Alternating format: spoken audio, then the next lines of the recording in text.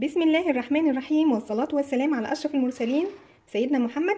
أهلا وسهلا بيكم من مطبخ طماطم النهاردة، وهنعمل مع بعض البط الجميل دون بطريقة سهلة.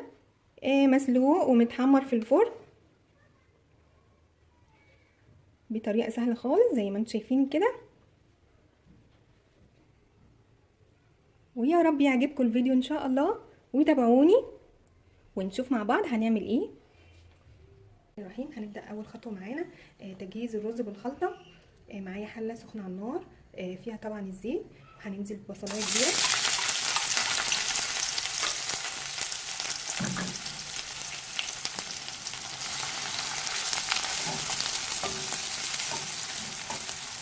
أنا عايزة البصلاية تتحمر كويس، تتكرمل كده علشان تديني لون كويس للرز بالخلطة، تديني اللون الجميل بتاع الرز بالخلطة. خلاص البصلايه اتحمرت، هنبتدي نحط الكبد والقوانص.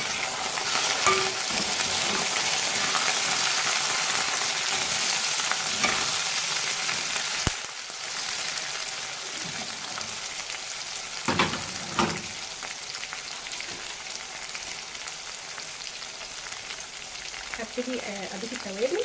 معايا كمون وفلفل اسمر وسنه قرفه وطبعا الملح.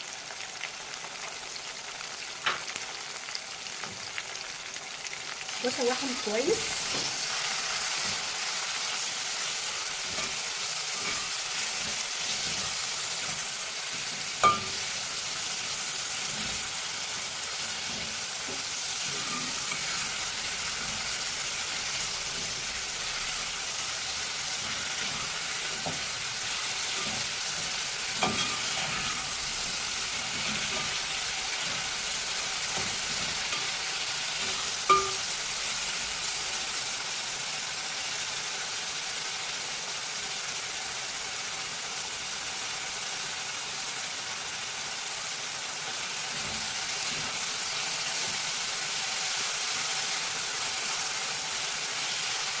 خلاص اتشوحوا كويس كده، هبتدي بقى اضيف الرز.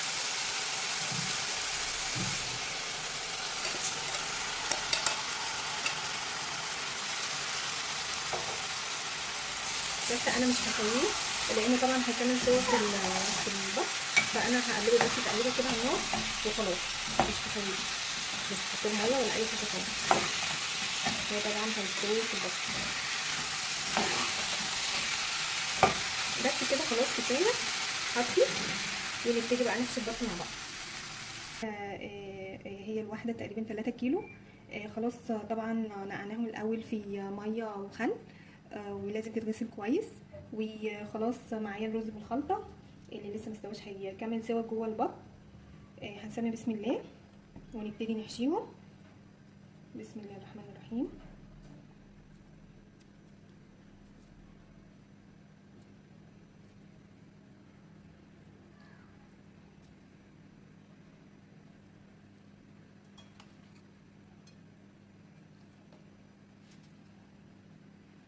طبعا مش هنملى للاخر علشان الرز ياخد كفايته في التسويه، وبيزيد طبعا في الاخر لما بيستوي بيزيد، فمش هنملى البط للاخر من جوه، حاجات قليله بس التلتين ونسيب التلت.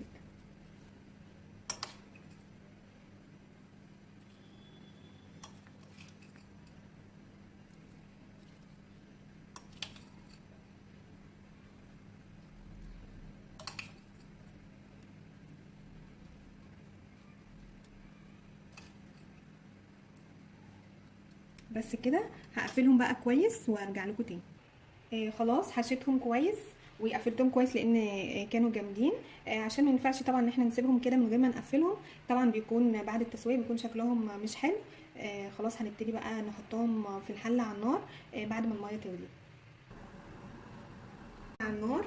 طبعا حطيت الميه وضفت لها التوابل اللي موجوده عندك اللي انت عايزه تحطيها علشان خاطر نطعم المرقه. عايزين نطلع منها مرقه تكون كويسه، وطبعا احلى مرقه واعلى مرقه هي مرقه البط زي ما كلنا عارفين. انا ضفت لها هنا البصلتين وفلفل اسمر وكمون وورق لورا والملح. بسم الله الرحمن الرحيم. معايا خلاص الميه غليت، هبتدي بقى اضيف البط. بسم الله الرحمن الرحيم، واضيف كده بالراحه ولازم الميه تكون غليت، لازم الميه تكون مغليه. ونضيف لها بقى البط بس كده، ونبتدي بقى نغطي.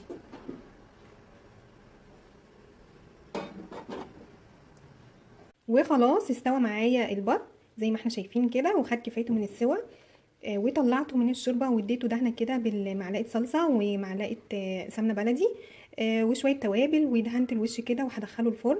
عايزه فرن درجه حراره عاليه علشان ياخد لون كويس ويتحمر معايا كويس، وهنشوف مع بعض هنعمل ايه تاني. وخلاص خلصنا البط زي ما احنا شايفين كده، واخد تحميره حلوه ولون جميل. وبس خلاص مش عايز حاجه تاني على الاكل على طول. ويا رب تكون الطريقه عجبتكم، وما تنسونيش في اللايك والشير والاشتراك في القناه، واللي اول مره يشوفني يشترك في القناه ويفعل الجرس عشان يوصل لكم كل جديد من فيديوهاتي ان شاء الله. وبألف هنا وشفا وصحه وراحه. وشكرا ليكم والسلام عليكم.